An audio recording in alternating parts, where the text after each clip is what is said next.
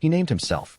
Not the media, not the police, not investigators who spent decades trying to find him. Him. BTK. Find. Torture. Kill. He wrote it in a letter. Slipped it inside a mechanical engineering textbook at the Wichita Public Library. Left it there for someone to find. That's how Dennis Rader introduced himself to the world. And that changes everything about how you understand this case. Because this wasn't just about killing. It was about being known.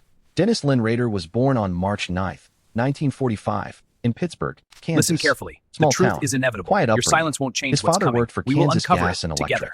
His mother worked at a bank. For boys. Stable household. No documented abuse. No catastrophic trauma. No obvious broken home. And this is where the case gets uncomfortable. Because most people want a reason. A wound. A point of origin.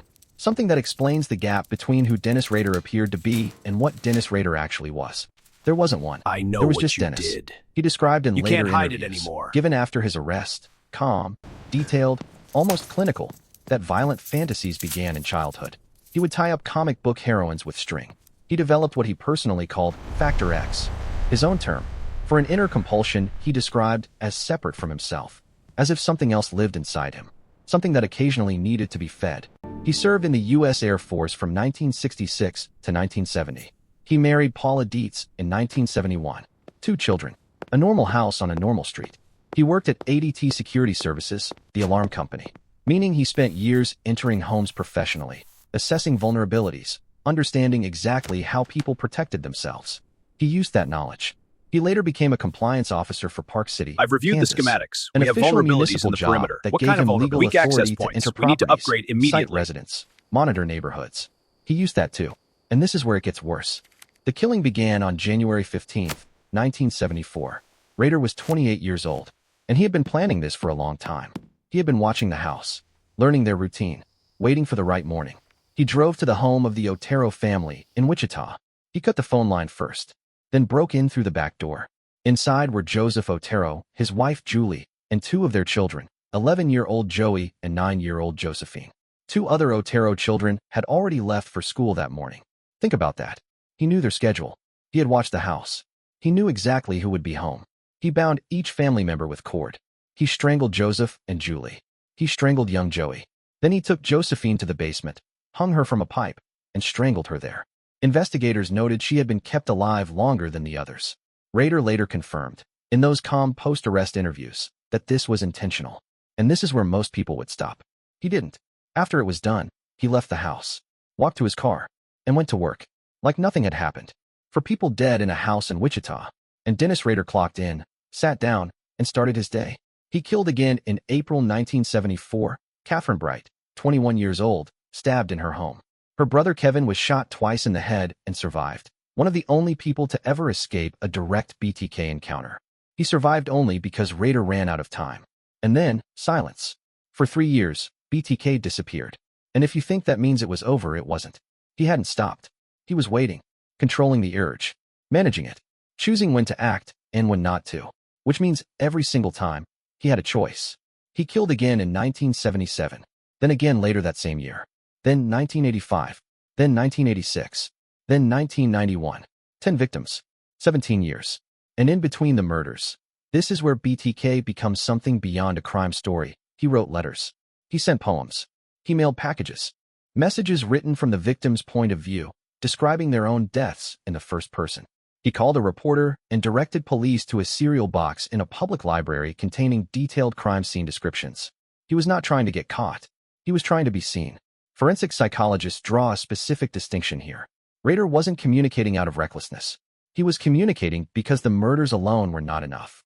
The act satisfied one need. The recognition satisfied another. He needed someone, anyone, to understand the full scope of what he was. He needed an audience to complete the ritual. And if you think this is where it ends, it's not. For decades, Wichita investigators worked the case.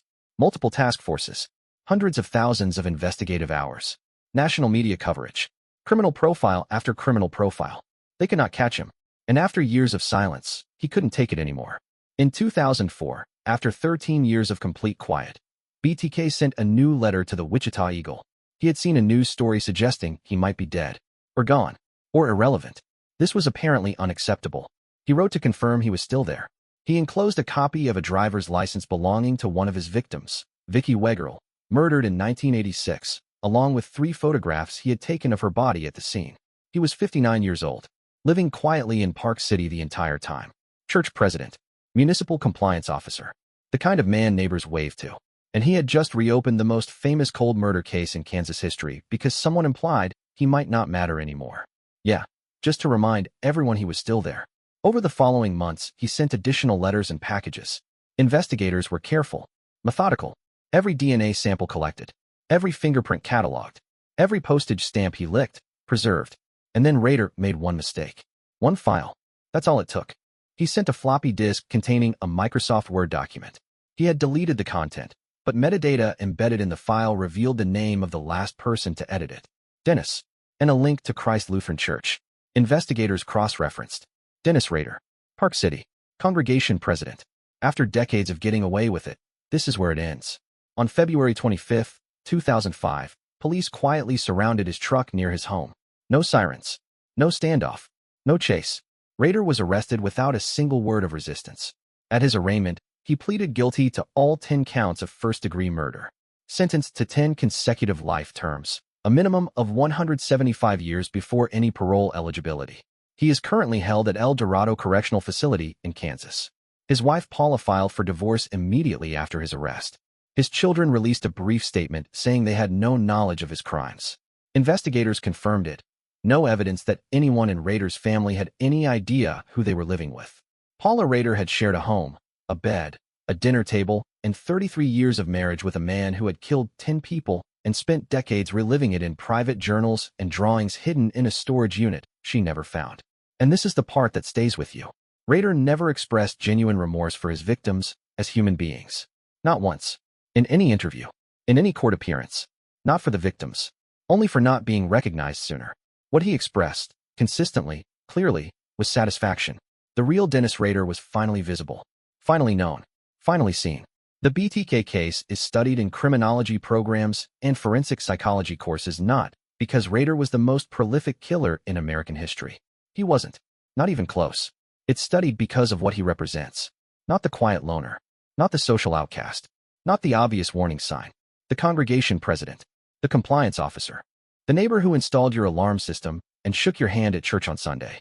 A man who performed normalcy for 30 years with surgical, unbroken precision. So here's the question that investigators, psychologists, and the families of his victims keep returning to, even now, decades later. If someone can be this good at being normal, what exactly does normal mean?